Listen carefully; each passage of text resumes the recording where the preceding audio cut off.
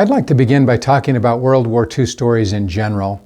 When the possibility of writing this book first came up, after I'd met Rachel Bowers, whose story is amazing in and of itself, and we'll get to that in a later video, but when she explained to me that her grandfather had worked in bomb disposal during World War II, I was excited, but also apprehensive.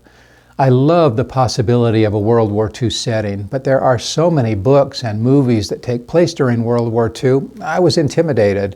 I wondered, do we really need another World War II story? Well, as I've contemplated that question, why are there so many World War II stories and do we need more? I have a few thoughts. First, the scope of the war was truly overwhelming. It was the most destructive global conflict in human history, where some 75 million people perished, and it took place on so many different fronts.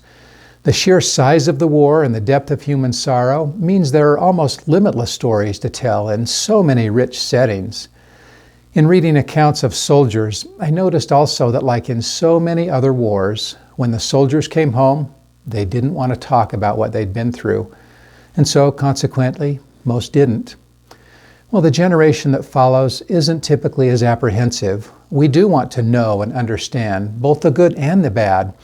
And know that it's not just the immediate generation. I've talked with many young readers who are 2, 3, or more generations removed, and yet they love books set in World War II.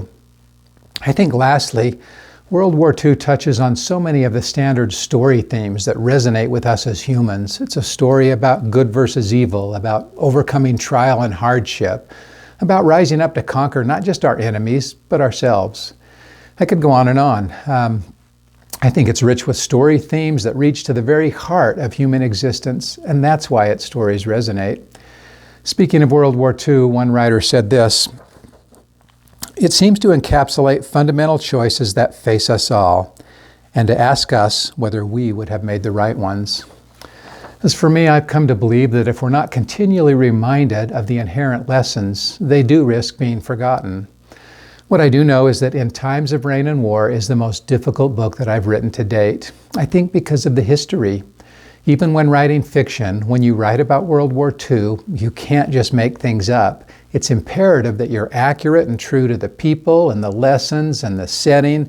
And I think in the beginning, I completely underestimated the effort that would entail. Now, I think after the fact, like most difficult things in life, I wouldn't change the experience much. I learned so many things, not only about those who lived through the conflict, but I hope lessons that will make me a better person. So, back to the question, do we need more World War II stories? I'd say we need as many as we can write, and I hope you'll enjoy mine.